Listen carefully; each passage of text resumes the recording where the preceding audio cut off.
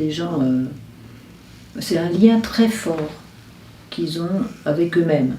Et que les gens qui sont au cabinet nous décrivent, ils ont, par exemple, le fait rien que l'idée de se séparer de la cigarette, ça les met dans une panique complètement parce qu'ils se disent mais je vais remplacer ça par quoi?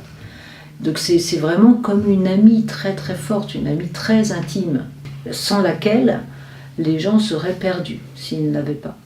Donc en fait c'est plutôt un lien avec soi-même.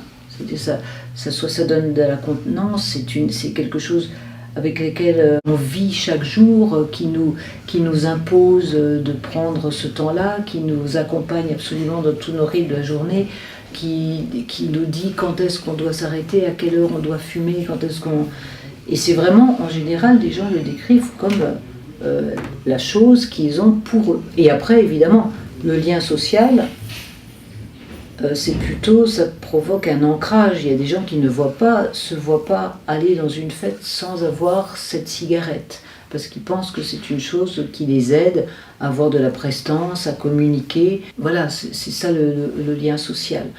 Il y a des gens qui nous disent qu'ils se sentent tout nus quand ils ont arrêté la cigarette chez nous et qu'ils vont en société ou qu'ils vont dans des soirées et qui n'éprouvent plus le besoin de prendre une cigarette ou qui ne prennent plus une cigarette, ils nous disent « je me sens tout nu ». C'est comme si...